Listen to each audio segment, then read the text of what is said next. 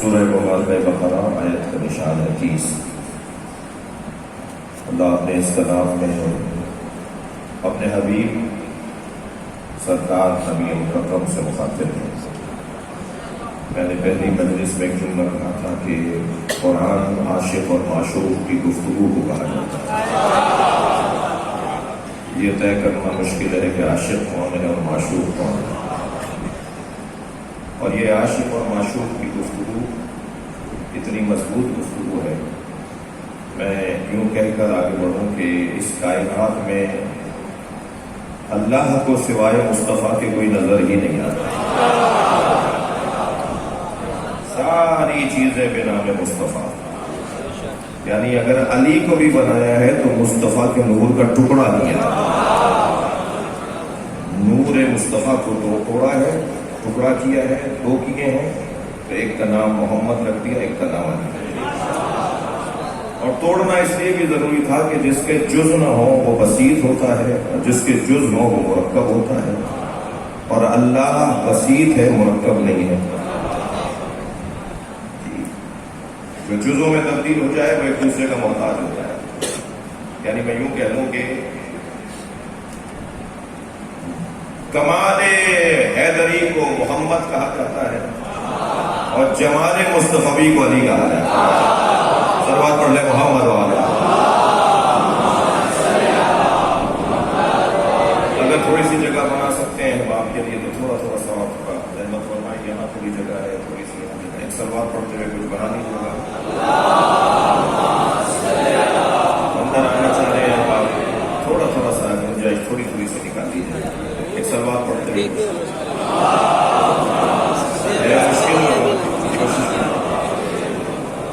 ایک صلوات پڑھتے ہوئے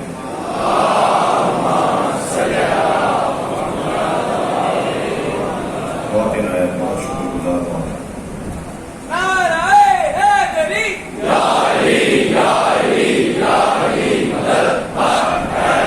اور یہ ذہن میں رہے کہ ان مجلسوں کا ایک نتیجہ اور ایک اثر یہ ہے کہ ہم کچھ دیر کے لیے وَإِذْ قَالَ رَبُّكَ، یاد کرو تمہارے رب نے کیا کہا، کچھ دیر کے لیے ہے ہم عصر مصطفیٰ میں چلے جاتے ہیں۔ اور سارا مسئلہ بھی یہی ہے کہ اگر ہم عصر مصطفیٰ میں چلے گئے تو الجھنیں دور ہو جائیں گی۔ جتنا نبی کی بات کریں گے نا اتنے مسائل سیدھے ہوتے چلے جائیں گے۔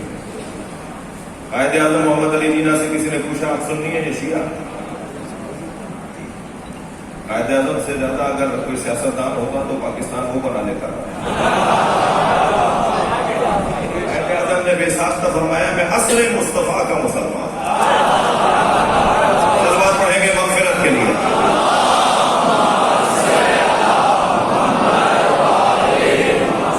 عصر مصطفیٰ میں پلٹنے کی ضرورت ہے۔ ہمیں اللہ بھی ملا ہے تو عصر رسول سے ملا ہے۔ ایک صاحب کہنے لگے جی ہمیں قرآن سے بات کیجیے اور قرآن کے علاوہ کوئی آیت کوئی دلیل نہیں چاہیے، ہمیں قرآن سے بات سننی ہے بس۔ وہ ایک صاحب کا مناظرہ چل بھی رہا ہے سوشل میڈیا پر ہمارے بھائیوں کے ساتھ، اور وہ کہتا ہے جی قرآن کی آیت ہے، یہ حدیث نہیں، قرآن قرآن قرآن، اور وہ پھر قرآن کی بات کرتے ہیں تو پھر وہ کوئی اور آیت لے آتا ہے اور پھر بات ہوتی ہوتی بات اور حدیث کو مان نہیں رہا ہوں۔ میں نے کہا جی ان سے کہیے کہ یہ ہم سے بات کریں گا، یہ جو آپ سے مناظرہ کر رہا ہے نا قرآن کی بات کر رہا ہے کہ جی قرآن کے علاوہ کوئی اور بات نہ کریں، تو میں نے کہا جی ان سے کہیں یہ ہم سے بات کریں۔ میں نے کہا جی آپ کیا بات کریں گے؟ میں نے کہا جی میں ان سے یہ کہوں گا کہ یہ تمہیں کس نے بتایا ہے کہ یہ قرآن ہے؟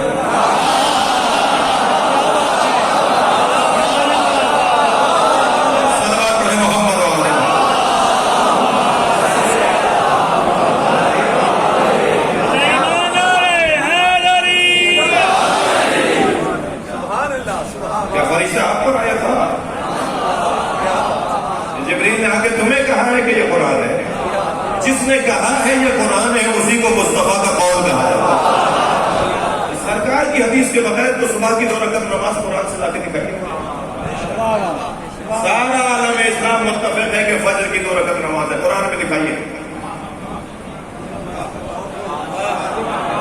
قرآن مجید میں کہاں لکھا ہے کہ خانہ کعبہ کے ساتھ طواف کرنے، 7 چکر کاٹنے؟ کہاں لکھا ہے قرآن میں کہ صفا و مروہ کے درمیان 7 چکر کرنے؟ کہاں لکھا ہے کہ زکات 2.5% اور 10% اور 20% اور 5%، 5واں حصہ اور 20%؟ کہاں لکھا ہوا ہے قرآن میں؟ یہ خطرناک نعرہ ہے۔ یہ نعرہ اگر آج آپ کو کہیں نظر آ رہا ہو تو پلٹ جائیے اس دور میں جس دور میں ایسے لوگوں پہ علی نے تلوار چلائی۔ لا حکم الا للہ۔ کیا تھا خوارج کا نعرہ؟ کیا تھا صرف قرآن کی بات کرنے والوں کا نعرہ؟ قرآن کا انکار کرنے والا کافر ہے، مگر قرآن کو خود سمجھنے والا بھی گمراہ ہے۔ قرآن کو کون سمجھائے گا؟ کون بتائے گا کہ آیت کیا کہہ رہی ہے؟ تو نبی بتائیں گے۔ جی نبی بتائیں گے، نبی بتائیں گے کہ اس کا کیا مطلب ہے، نبی بتائیں گے کہ اس کا اللہ کیا چاہتا ہے۔ اور عزیزان گرامی، سورہ مبارکہ آل عمران کی ایک آیت کریمہ اکثر آپ نے سنی ہے، جس میں ارشاد ہو رہا ہے هو الذی انزل علیک الکتاب منہ آیات محکمات ہن ام الکتاب واخر متشابہات فاما الذین فی قلوبہم زیغ فیتبعون ما تشابہ منہ ابتغاء الفتنہ وابتغاء تاویلہ وما یعلم تاویلہ الا اللہ والراسخون فی العلم۔ قرآن کی آیات دو طرح کی ہیں، آیات محکمات ہن ام الکتاب، یہی اصل کتاب، اور اخر متشابہات دوسری قسم متشابہات کی ہے، اور جن کے دلوں پہ زنگ لگ چکے ہیں، جن کے دل ٹیڑھے ہو چکے ہیں، جو قرآن پڑھ کر فتنہ پھیلانا چاہتے ہیں۔ حدیث کہتی ہے رب قارئ القرآن والقرآن یلعنہ، کتنے ہی قاریان قرآن ہیں جن پہ خود قرآن لعنت کرتا ہے۔ یہ کون ہے؟ یہ کون سے قاریان قرآن ہیں جن پہ قرآن ہی لعنت کرتا ہو؟ یہ کون ہے؟ ابتغاء الفتنہ و ابتغاء تاویلہ، جو محکم کو چھوڑ کر متشابہ کی طرف چلے جائیں، جو میٹھے پانی کو چھوڑ کر کڑوا پانی پیے، جو صاف پانی کو چھوڑ کر گندا پانی پیے۔ سیدھی بات ہے کہ ان کے دل ٹیڑھے ہیں، ان کے دماغ خراب ہیں۔ قرآن کہہ رہا ہے کہ دماغ خراب ہے، ان کے دل ٹیڑھے ہیں، اور یہ قرآن کو ایسے پڑھ کر اپنے مطلب کے لیے قرآن کو پڑھ کر اپنے پسند کا دین بنانا چاہتے ہیں اور فتنہ پھیلانا چاہتے ہیں۔ وما یعلم تاویلہ الا اللہ، اور تعویل قرآن کو کوئی نہیں جانتا سوائے اللہ کے۔ بہت سے لوگوں کی آرزو ہے کہ آیت یہی رک جائے، بڑے لوگوں کی آرزو ہے کہ آیت یہی رک جائے۔ جی ایک اور آیت سورہ مبارکہ ہے، رات کی 47ویں آیت، قل کفی باللہ شہیدا بینی و بینکم ومن عندہ علم الکتاب۔ اے میرے حبیب کہتا ہوں میری رسالت پر گواہی کے لیے اللہ کافی ہے۔ بڑے لوگوں کی آرزو ہے کہ آیت یہی رک جائے، آیت کیا روک نہیں رہی ہے؟ توجہ چاہتا ہوں آپ سے۔ ان جاؤک، اے میرے حبیب جنہوں نے اپنے اوپر ظلم کیا اگر تمہارے پاس آ جائیں اور فاستغفر اللہ، اور اللہ سے توبہ کریں، بہت سارے لوگ چاہتے ہیں آیت یہی رک جائے۔ بھائی 70 آیتیں ایسی ترتیب دی ہیں ہم نے کہ جس میں اللہ کی بات کے بعد رسول کی بات ہے۔ بہت سے لوگوں کی آرزو ہے کہ آیت کفی باللہ شہیدا، اللہ کافی ہے، لکھ دیا گاڑیوں کے اوپر، لکھ دیا گھروں کے اندر، لکھ دیا اداروں کے اندر، اللہ کافی ہے۔ مولانا کیا بات کر رہے ہیں کہ اللہ کافی نہیں ہے؟ مولانا کیا بات کر رہے ہیں کہ اللہ کے ساتھ کوئی اور شریک ہے؟ الیس اللہ بکاف عبدہ، اے بندے کیا اللہ تیرے لیے کافی نہیں ہے؟ یہ قرآن کی آیت نہیں ہے؟ ہاں جی قرآن کی آیت ہے، مگر ایک آیت پڑھ کر، آدھی آیت پڑھ کر عقیدہ بنانے والا مسلمان نہیں ہوتا۔ پوری آیت پڑھنی ہوگی، پورا قرآن پڑھنا ہوگا، تب جا کر عقیدہ بنے گا۔ لکھ دیا جگہ جگہ اللہ کافی ہے، بڑا اچھا لکھا، بہت اچھا لکھا، صحیح لکھا، قرآن کی آیت کے مطابق لکھ دیا، مگر اس سے کیا تمہاری مراد یہ ہے کہ انکار کرو گے؟ توجہ چاہ رہا ہوں عزیزان گرامی، یہ مزاج اگر معاشرے میں حاکم ہو گیا تو خطرناک ماحول بنے گا۔ میں اس ماحول کا صرف ایک جلوہ بتا دیتا ہوں۔ ایک بہت بڑا پاکستان کا اردو ادیب ہے، انہوں نے ابھی پچھلے دنوں پوسٹ ڈالی ہے، انہوں نے کہا ہے کہ گستاخی ہو گئی، گستاخی ہو گئی، گستاخی ہو گئی کا جو شور مچ رہا ہے نا پاکستان میں، تو ذرا انتظار کیجئے، ذرا انتظار کیجئے، کچھ عرصے کے بعد لکھا جائے گا حضرت سیدنا ابلیس، ان کے اوپر لعنت نہیں کرو، اس لیے کہ انہوں نے سب سے زیادہ عبادت کی تھی، اور نافرمانی کا مسئلہ ان کا اور اللہ کا ہے۔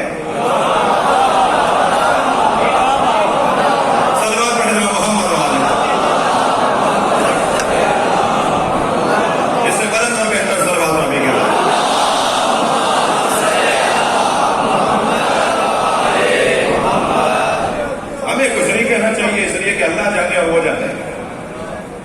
یہ یہاں تک بات پہنچے گی پھر خطرناک بھیانک منظر سامنے آ رہا ہے. مولانا آپ کے یہاں شرک ہوتا ہے. کیا ہوتا ہے جی ہمارے یہاں؟ یہ سنی شیعہ عقیدت کے مارے لوگ، یہ اہل بیت کے مرید اور چاہنے والے اور عاشق لوگ، یہ اپنی سواریوں پر اپنے گھروں میں لکھتے ہیں کیا؟ علی وارث. توجہ کر رہے ہیں؟ کہنے لگے اللہ وارث ہے، آپ کے یہاں علی کو وارث کہا جاتا ہے. میں نے کہا حضور آپ نے قرآن پڑھا ہے؟ آپ یقین جانیے میرے اس سوال پر ان کی پیشانی کو بل آ گئے. کہنے لگے میں حافظ قرآن ہوں. میں نے کہا اگر آپ حافظ قرآن ہیں تو میرے مددگار ہیں. سورہ مبارکہ انبیاء کی 105 آیت سنائیے. اور آپ یقین جانیے انہوں نے آیت یاد تھی، حافظ تھے تو انہوں نے آیت پڑھ کر سنا دی. وَلَقَدْ كَتَبْنَا فِي الزُّبُورِ من بعد دے کر أَنَّ الْأَرْضَ يَرِثُهَا عِبَادِيَ الصَّالِحُونَ. ہم نے تورات، زبور، انجیل، قرآن میں لکھ دیا ہے کہ ہمارے اس زمین کے وارث نیک اور صالح بندے ہیں. میں نے کہا آپ کو ایک علی وارث سمجھ میں نہیں آ رہا تھا، ہم 14 کو وارث مانتے ہیں.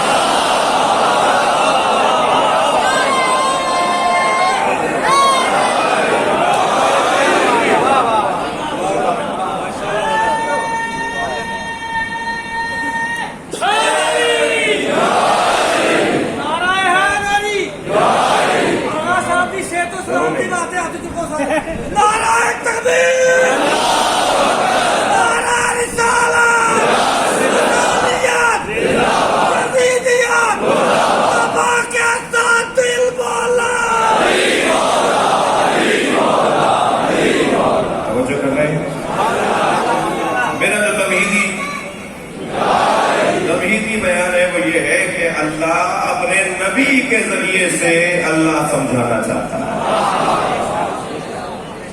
اللہ اپنے مصطفیٰ پیارے کے ذریعے سے، مصطفیٰ حبیب کے ذریعے سے، مصطفیٰ کریم کے ذریعے سے،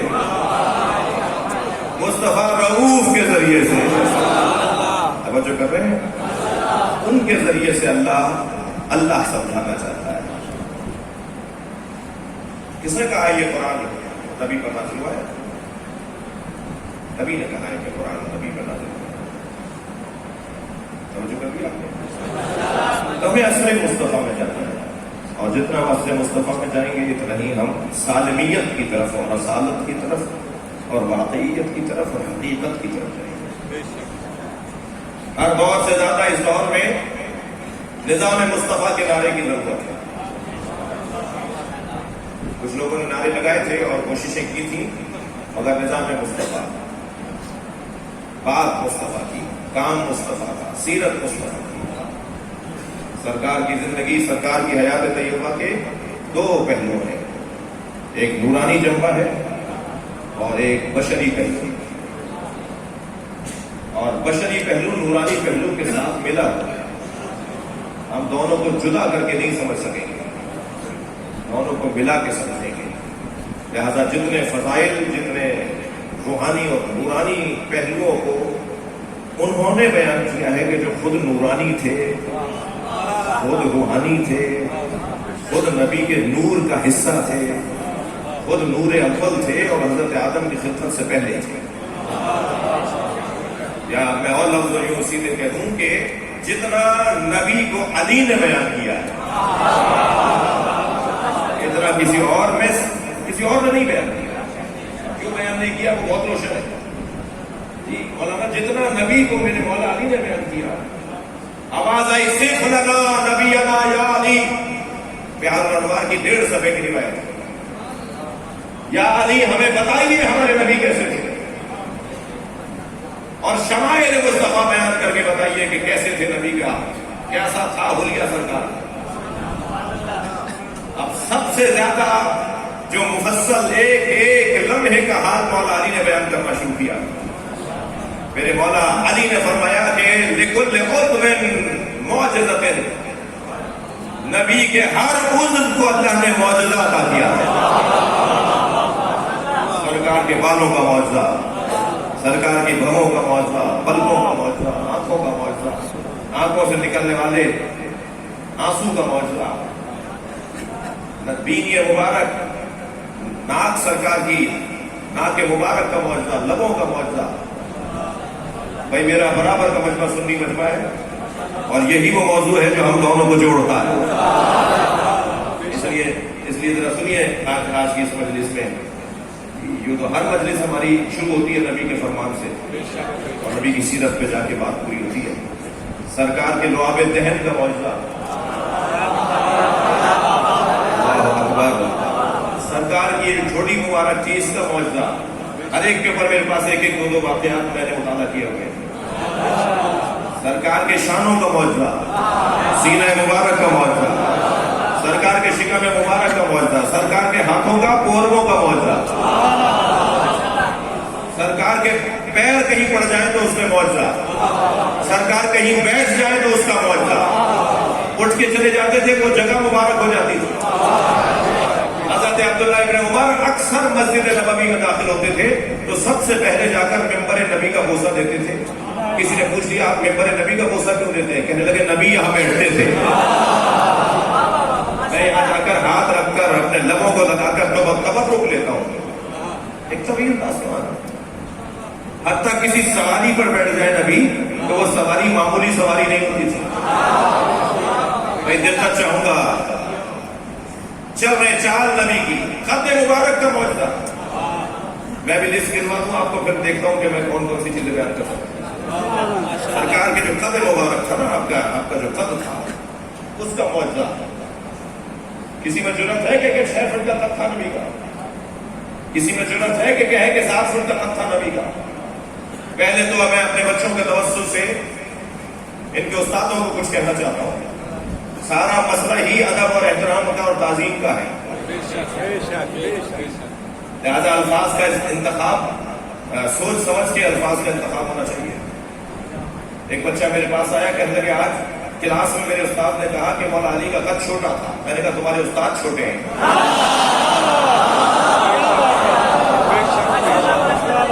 उन्होंने कैसे कह दिया कि मौला का कद छोटा था? बहुत अगर उन्हें बताना भी था कि मौला अली का कद कितना था, कैसा था, तो बताते मेरे मौला अली का कद लंबा नहीं था।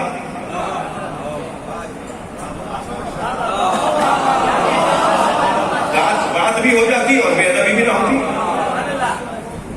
भाई जिसने मीनारे पाकिस्तान बनाया, जिसने ताजमहल बनाया, वो हमारी गली में रहता था। मिसाल है, इतना पुराना नहीं। तो वो जो हमारी गली में मेहमान ताजमहल रहता था, एक दिन हम सब महल्ले वालों ने, गली वालों ने उनसे जाकर कहा कि हमारी गली की नाली खराब हो गई है, वो बनवा दीजिए। उन्होंने कई राब्ता किया, कुछ मजदूर मिस्त्री आए, कुछ कारीगर आए और नाली बना गए। अब एक जगह वो हमारे साथ बैठे थे या हम उनके साथ बैठे थे, तो एक साहब ने पूछा कि ये कौन है? तो मैं क्या तारुफ करवाऊंगा? मैं ये तारुफ करवाऊंगा कि इन्होंने हमारी गली की नाली बनाई है। अगर मैं ये कह दूंगा तो ये उनकी तौहीन है, इसलिए कि इन्होंने मीनारे पाकिस्तान बनाया है, इन्होंने ताजमहल बनाया है। अब इतने बड़ा काम करने वाले को ये नहीं कहेंगे कि इन्होंने नाली बनाई है। भाई अल्लाह तो एबेल का, फरस का, घोड़े का, ऊंट का भी रब है। मगर क्या मैं ये कहूंगा कि अल्लाह एबेल का रब है? मैं कहूंगा रब मूसा व हारून, रब मोहम्मद और अली। जिसने अली और मोहम्मद को बनाया हो तो क्या मैं जानवरों के साथ उसके नाम दूंगा? तो सारा मसला ही अदब का है, वो बात गलत नहीं है, मगर जो बात हर सही बात तो करने की नहीं होती। कहले क्या अल्लाह ऊँटों का रब नहीं है? क्या अल्लाह जानवरों का रब नहीं है? हाँ, अल्लाह जानवरों का रब है, मगर ये बात सच है मगर कहने की नहीं है। इसलिए कि जिसने बहुत कुछ बनाया हो तुम छोटी चीज को जिक्र करो। मुबारक और मोहतरम समाते मुकम्मल मेरे साथ हैं। मैंने बहुत गौर किया कि अल्लाह मुतकब्बिर क्यों है। हमें पसंद नहीं करता कि हम तकब्बुर करें। जुमला तकरारी हो तो मुझे माफ करेंगे। अल्लाह मुतकब्बिर है ही इसलिए कि उसने मोहम्मद और अली को बनाया।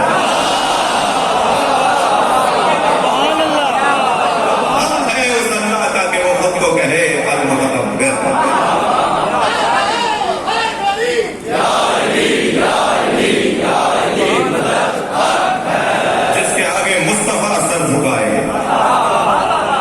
जिसके आगे अली सजदा करे।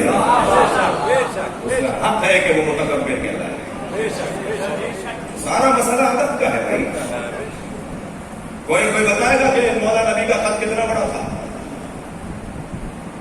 سرکار کے خط کا معاوضہ سن لیجیے مولا علی کی زبان سے. مولا نبی کا خط کتنا بڑا تھا؟ سرکار کا معاوضہ مولا علی کی زبان سے. کوئی نہیں کہہ سکتا مسلمان، سارے مسلمان سر جوڑ کر بیٹھ جائے، قد بتا دے سرکار کا کہ اتنا فٹ کا تھا. معاذ اللہ، یہ بات ہی نبی کی بارگاہ میں نہیں ہوگی.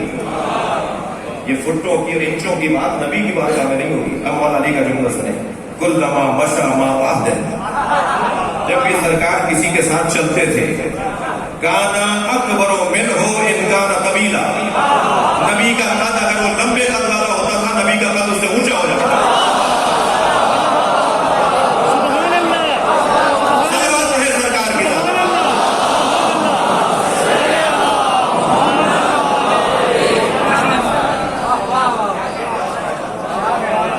یہ نبی کے قد مبارک کا معاوضہ.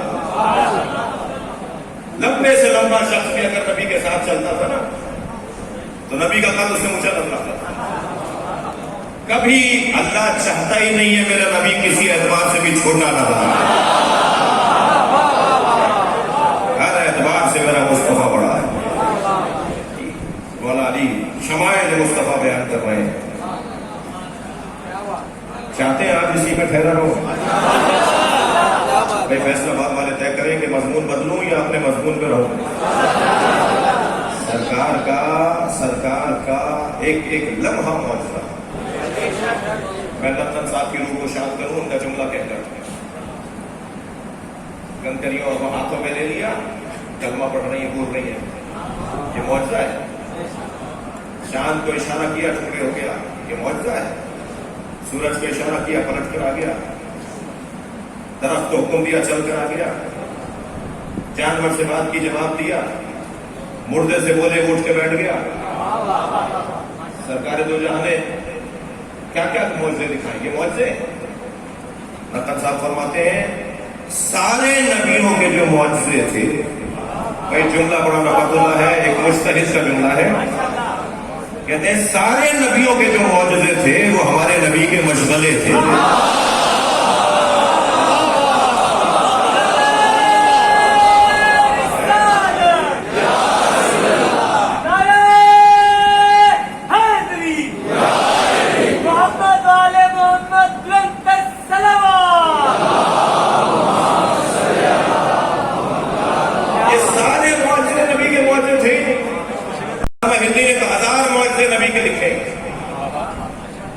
مگر یہ سارے معجزے ہمارے نبی کے معجزے نہیں ہیں.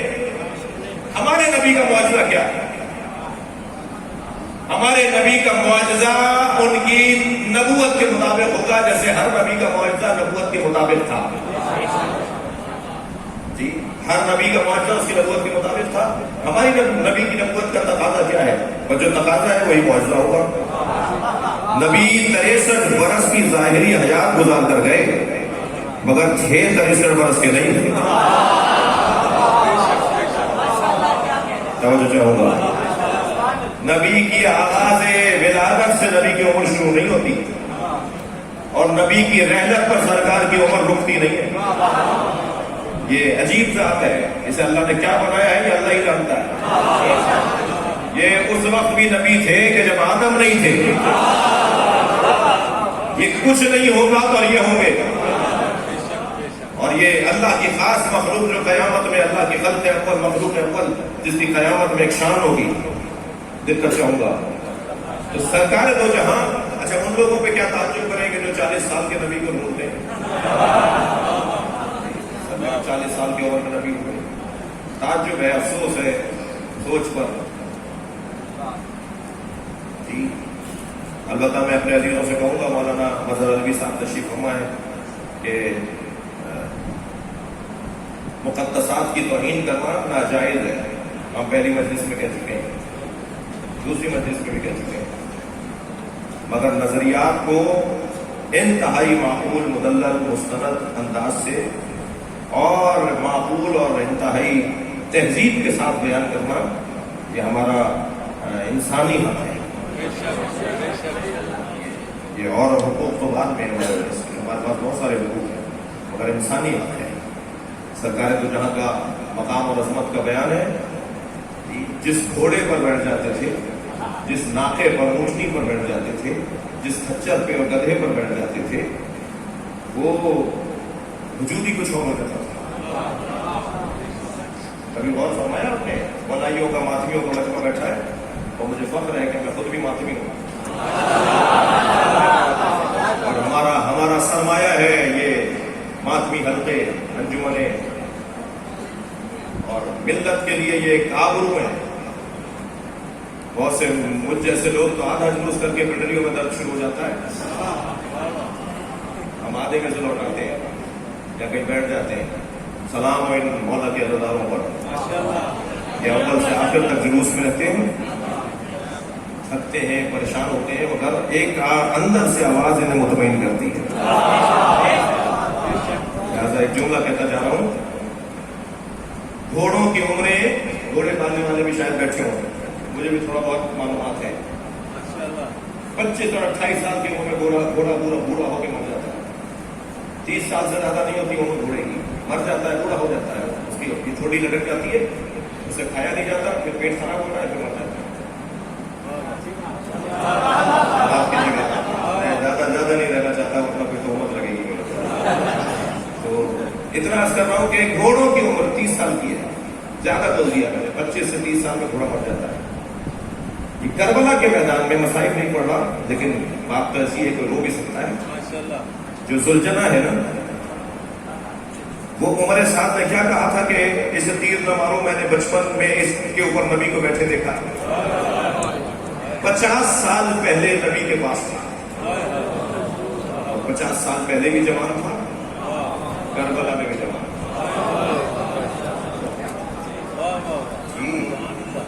یہ نبی کے زمانے میں بھی جوان تھا، نبی نے سواری کی اور اپنے بچوں کو دے دیا، اور آج امام وقت کے پاس ہے. جب ظہور فرمائیں گے لے کر آئیں گے. نکالتے رہیے شبیہ ذوالجلال، صلوات پڑھے محمد والا.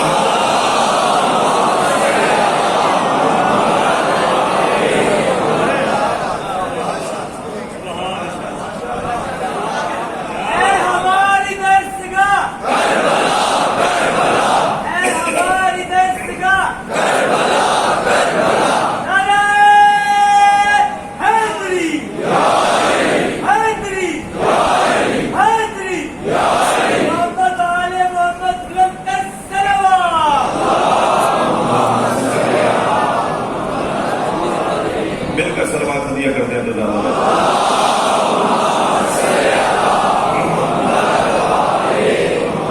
بڑی آیت آپ کی توجہات کا شکریہ. کیوں؟ اس لیے کہ یہ نبی کی سواری ہے، برکت ہے نبی کی کہ یہ بوڑھ ہی نہیں ہوئی، کربلا میں بھی جوان ہے. اور یہ مولا فرماتے ہیں نبی جس سواری پر مرکب نبی کی تعریف بیان فرما رہے ہیں کہ سرکار جس سواری پر بیٹھ جاتے تھے، لم یحرم ولم یسن، نہ وہ بوڑھی ہوتی تھی نہ وہ بیمار ہوتی تھی. سن لیجیے سرکار کے فضائل ذرا، سبحان اللہ کا بھی ثواب ہوتا ہے، میری وجہ سے نہیں، اللہ کی وجہ سے سبحان اللہ بولی. تو یہ جو سرکار بیٹھے، لم یحرم، نہ وہ بوڑھی بیمار ہوتی تھی، اس کے اوپر بیماری نہیں آتی تھی، ولم یسن، اور نہ ہی وہ بوڑھی ہوتی تھی. سرکار جس سواری پر بیٹھ جائے. اور جانور آرزو کرتے تھے یا رسول اللہ کچھ دیر ہم پر بیٹھ جائیں. کہیں تھک کے نہیں سنیں گے میری باتوں کو. خیبر فتح ہوا، قلعہ فتح کر کے سرکار تشریف فرمائے. مولا علی نے 40ویں دن خیبر کو فتح کیا. صحابہ کرام رضوان اللہ تعالیٰ بڑی محنتوں کے ساتھ 40 دن تک لڑتے رہے. 40ویں دن میں مولا کائنات نے خیبر کو فتح کیا تو مال غنیمت میں بہت کچھ ملا. تو ایک جانب لائن سے جانوروں کو باندھ کر کھڑا کیا گیا جو مال غنیمت میں ملے تھے. اونٹ تھے، خچر تھے، گھوڑے تھے، ہو سکتا ہے گائے بھینسیں ہوں، بکریاں ہوں، دنیا ہوں، جو بھی جانور تھے. ان میں چند گدھے بھی تھے. تو نبی نے بیٹھے ہوئے تشریف فرما ہے کہ ایک گدھا رسی چھڑوانے کی کوشش کر رہا تھا. سرکار نے دیکھا کہ بے چین ہے تو حضرت نے فرمایا اس کی رسی چھوڑو.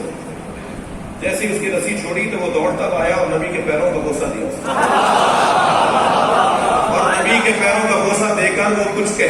جو سوائے نبی کے کوئی سمجھ نہیں رہا۔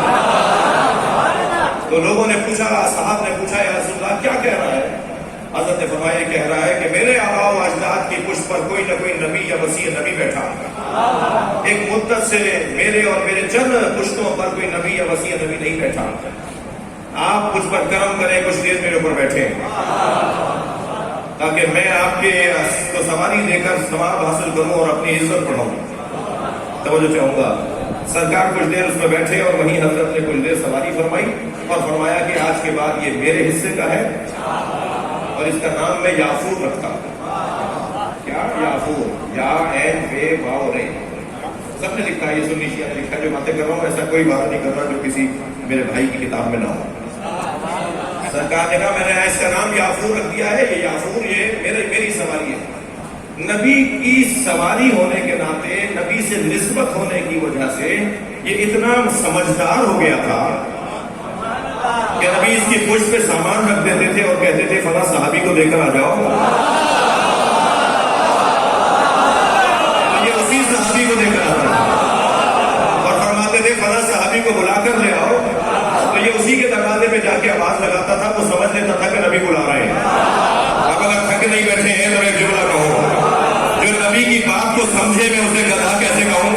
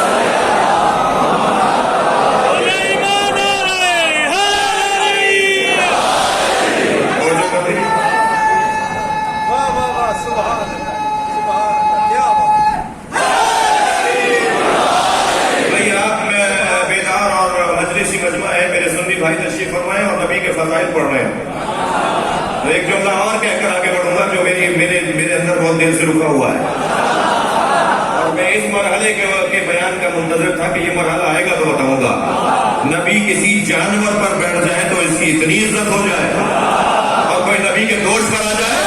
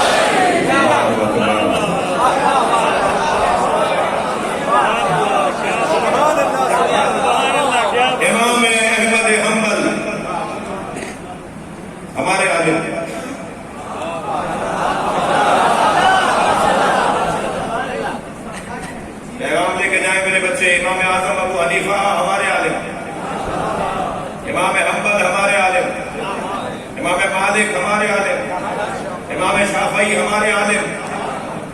یہ تقسیم کس نے کر دی کہ وہ ان کے عالم اور یہ ہمارے عالم؟ عالم عالم ہے اور وہ عالم ہی نہیں ہوتا کہ جس کی زبان سے علی کے فضائل بیان نہ ہو۔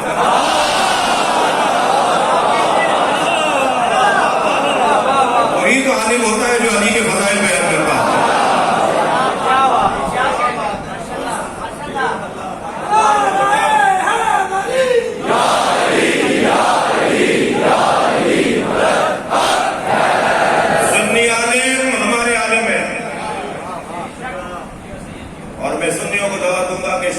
شیعہ عالموں کو بھی اپنا عالم مانو ورنہ بند گلی میں کھڑے جاؤ گے۔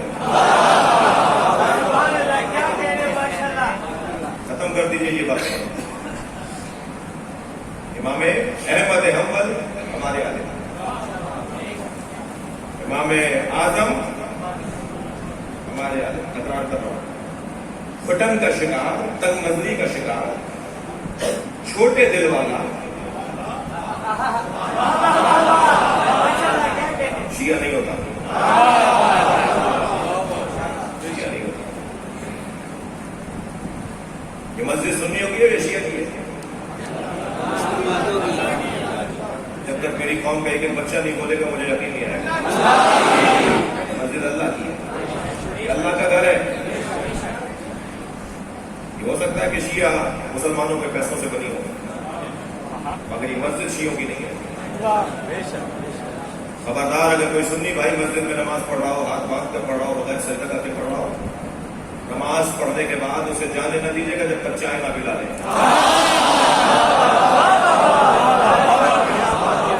پانی ضرور پوچھیے گا، اس کے کام ضرور آئیے گا، پوچھیے گا کوئی پریشانی، کوئی حکم. اسلام خلیوں کا نام نہیں ہے. میں سیمینار کا جملہ دے رہا ہوں، اس پہ سیمینار کروائیے. میں ایک خلیے میں ہوں، مولانا ایک خلیے میں ہے، ڈاکٹر ایک خلیے میں ہوتا ہے، پولیس والا ایک خلیے میں ہوتا ہے، ڈاکٹر وکیل ایک خلیے میں ہوتا ہے. ہم خلیوں میں رہنے والے لوگ پہچانے جاتے ہیں کہ فلاں کون ہے. اسلام خلیوں کا نام نہیں ہے، اسلام رویوں کا نام ہے. رویوں کو بہتر کرنا ہے، اپنے رویے کو بتانا ہے کہ تم کون ہو. اور ویسے بھی علی کے چاہنے والوں کی تو چال بتائے کہ یہ شیعہ جا رہا ہے، انداز بتائے کہ اہل بیت کا چاہنے والا جا رہا ہے. تب تو لطف ہے، تب تو مزہ ہے. وہ دیوبندیوں کی مسجد، وہ سلفیوں کی مسجد، وہ بریلویوں کی مسجد، وہ شیعوں کی مسجد، اللہ کی کون سی ہے؟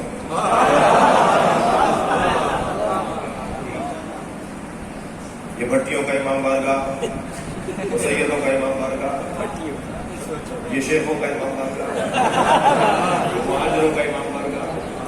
حسین کا کون سا ہے؟ کس گھٹن کا شکار ہے، کس الجھن کا شکار ہے؟ نہیں عزیزہ نگر آگی تنگ نظر شیعہ نہیں ہوتا. میری جیب میں میرا کارڈ رکھا ہے، یہ میں چند سال پہلے بھی آپ کہہ چکا ہوں. میں نے اپنے اعضا ڈونیٹ کر دیے ہیں کہ ایکسیڈنٹل اگر میرا برین مر جائے، میری برین کی موت ہو جائے اور دل چل رہا ہو، اور اصل موت بھی دماغ کی موت ہوتی ہے.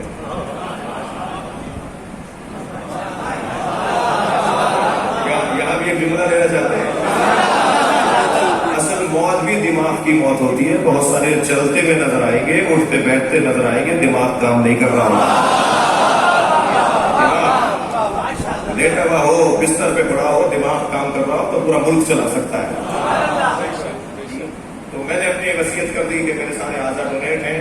SIP اور ڈاکٹر عدیب الحسن صاحب جو آرگن ڈونیشن کی تحریک پاکستان میں لے کے چل رہے ہیں، تو میں نے اپنے سارے اعضا، اللہ کرے کہ مجھے عزت کی موت ملے.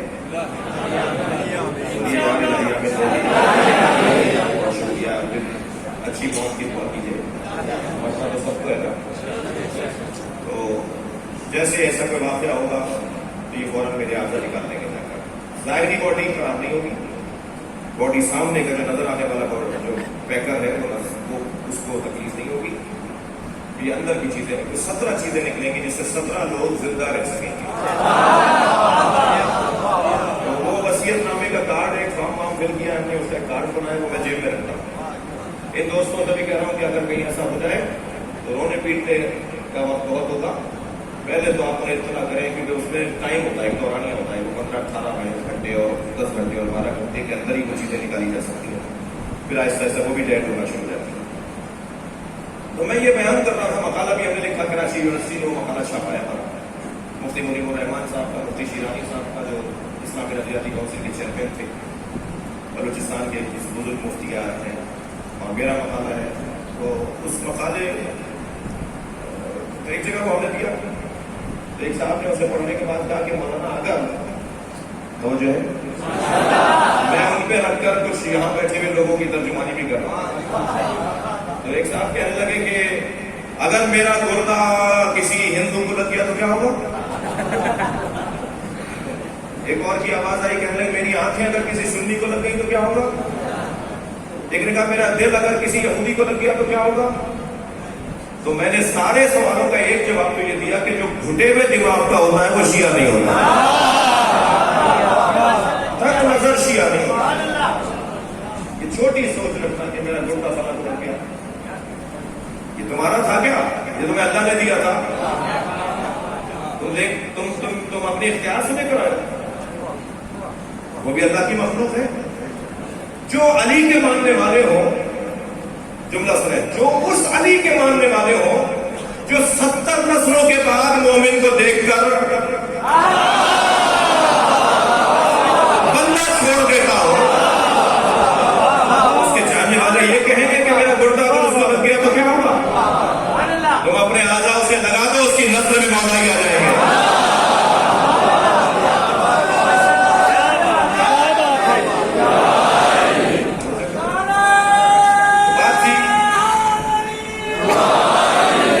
گھٹن اور تنگ نظری اہل بیت کے چاہنے والوں میں نہیں. صلوات پڑھیں تو سب مل کر پڑھیں. اللہ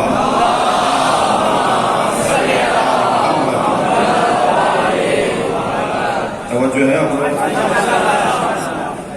بحث یہ تھی، بات یہ تھی کہ سرکار کے معجزوں کی بات تھی. سرکار جب کسی سواری پر بیٹھ جاتے تھے تو وہ بوڑھی نہیں ہوتی تھی. ایک اور فضیلت سنا دو.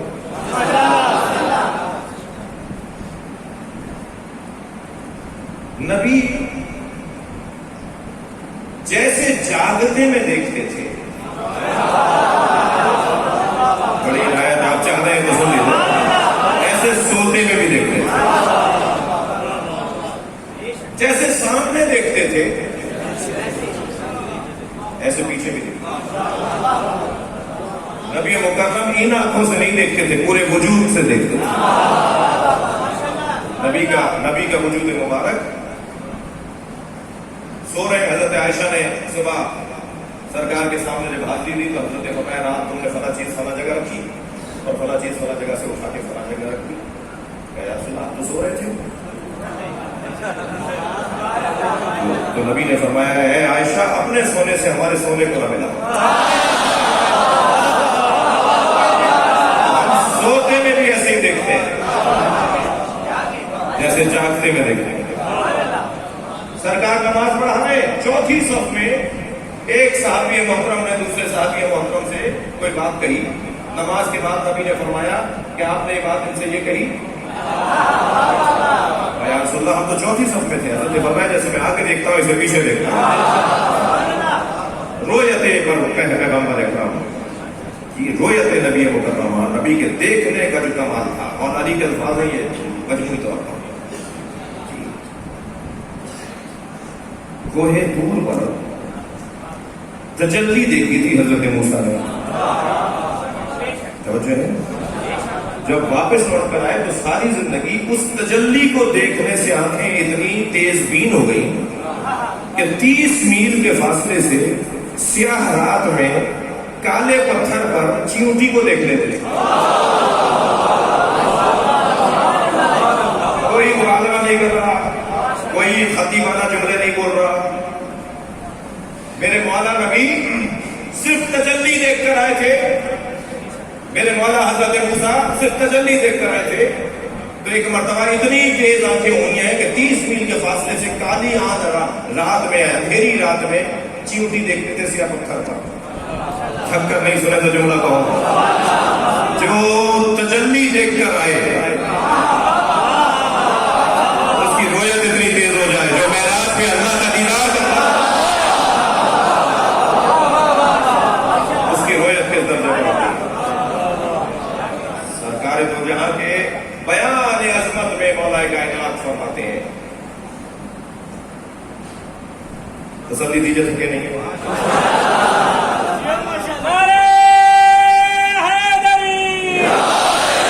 سرکار کا سایہ نہیں تھا. تھک گیا.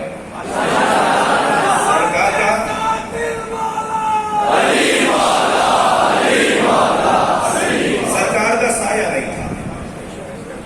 کیا لگے مولانا کہاں مبالغہ آمیز باتیں کر رہے ہیں.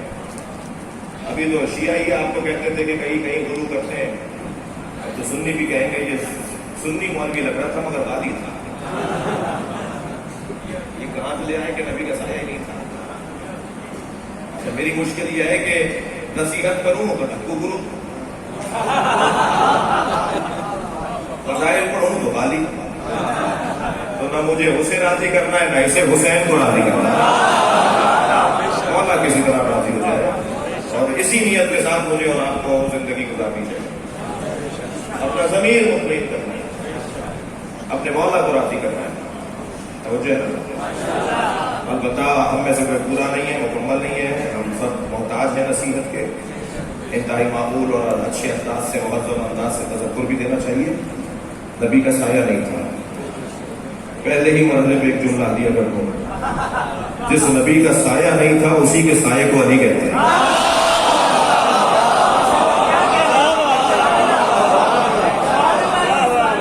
ساتھ جڑا رہے، جو ساتھ جڑا رہے، جو ساتھ چلتا رہے، اسی کو سایہ کہتے ہیں۔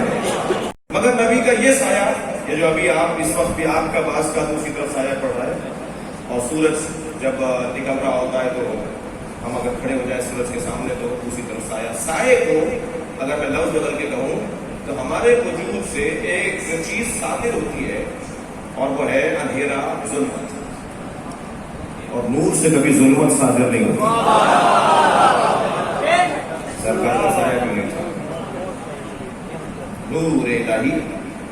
اور پھر کیا سنی عالم دین کا ایک جملہ ہدیہ کر کے جاتا ہوں، ایک سنی عالم دین نے بڑا حسین جملہ لکھا ہے، وہ کہتے ہیں ان نبی کا ظل اللہ، نبی اللہ کا سایہ تھے، وَإِنَّ الظِّلَّ لَا ظِلَّ لَهُ، اور سائے کا سایہ نہیں ہوتا ہے۔ سرکار کے معجزوں میں سے ایک معجزہ کہ نبی مکرم کا سایہ نہیں تھا، اور بات اس سے ہو سکتی ہے اور بات پھیل سکتی ہے، جا سکتی ہے، میں صرف وَإِذْ قَالَ رَبُّكَ، بات تو رب محمد سے ہو رہی ہے، رب محمد کر رہا ہے اپنے محمد سے، بات تو رب محمد کر رہا ہے۔ یہ پورا کلام اللہ اپنے حبیب سے بات کر کے ہم پر کرم کر رہا ہے اس کلام کی صورت میں۔ تو پھر بڑھتی ہے اس جملے کی طرف کہ ہمیں عصر مصطفیٰ کا مسلمان چاہیے، لوٹ جائیے عصر مصطفیٰ پہ۔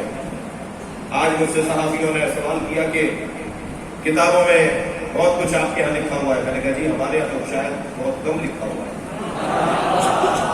سارے مسلمانوں کی کتابوں میں سب کچھ لکھا ہوا ہے، لہذا بحث یہ نہیں کریں کہ کتابوں سے نکال دینا چاہیے۔ میں نے کہا یہ صحیح لا حاصل ہے، کتابوں سے آپ نکال نہیں سکتے چیزوں، کوئی 1200 سال پرانی کتاب ہے، کوئی 1000 سال پرانی کتاب ہے،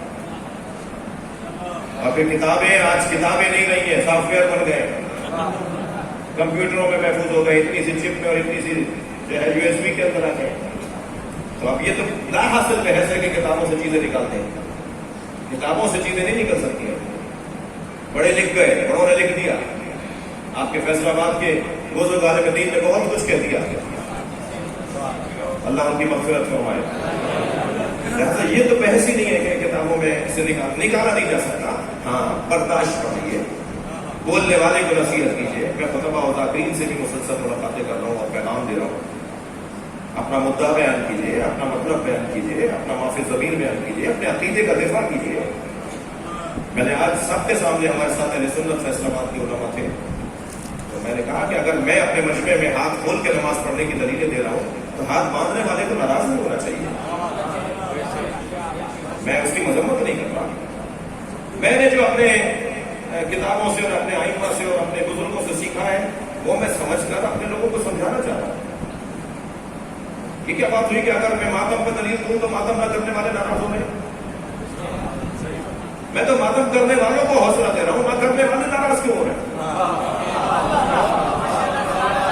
میں اگر کالے کپڑے پہننے والوں کو دلیل دے رہا ہوں تو میں انہیں حوصلہ دے رہا ہوں، جو نہیں پہن رہے وہ پریشان کیوں ہو رہے ہیں؟ برداشت بڑھائیں، تحمل مزاجی بڑھائیں، حوصلہ بڑھائیں۔ میں اگر سجدہ کے اوپر سر رکھ کے نماز پڑھتا ہوں، میں قالین پہ سجدہ نہیں کرتا اور سجدہ رکھتا ہوں، خاک رکھتا ہوں، تو میں اگر اپنے بچوں کو، جوانوں کو دلیل دے رہا ہوں تو اس کا مطلب یہ نہیں ہے کہ میں کسی کی دل آزاری کر رہا ہوں۔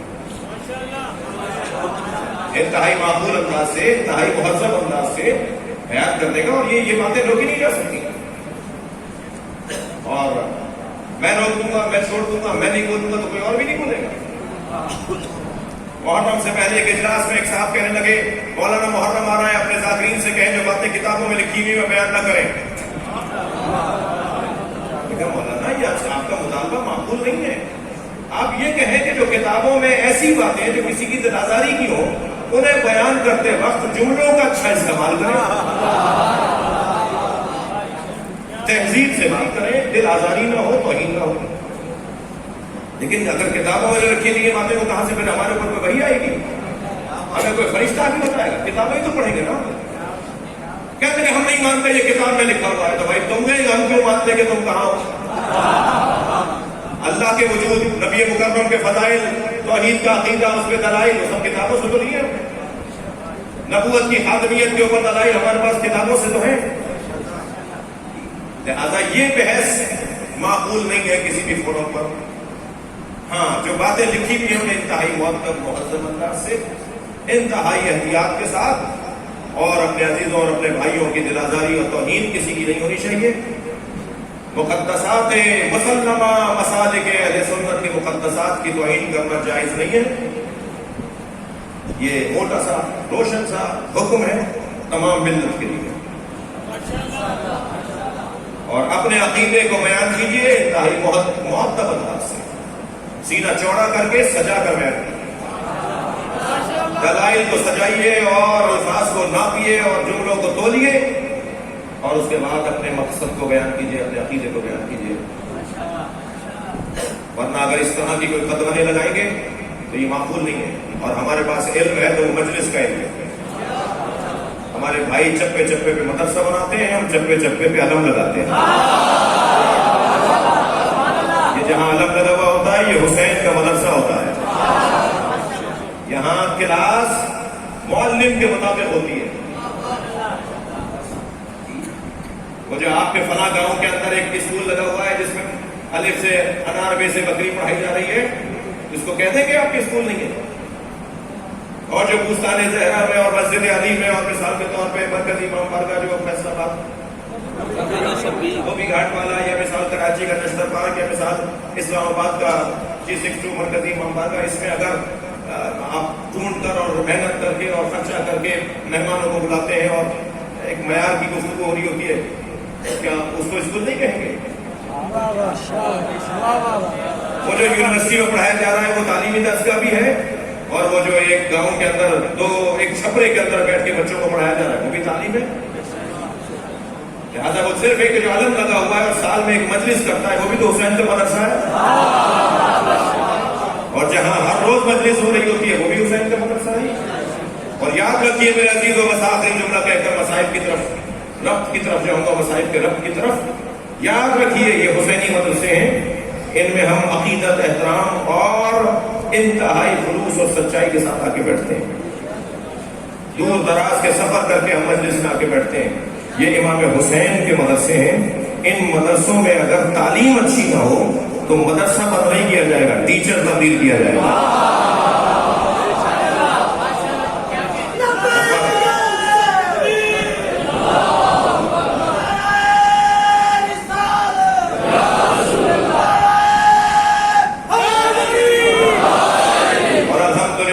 یہ مدرسہ ہمیں جہاں علم دیتا ہے وہاں ہمیں کردار بھی عطا کرتا ہے۔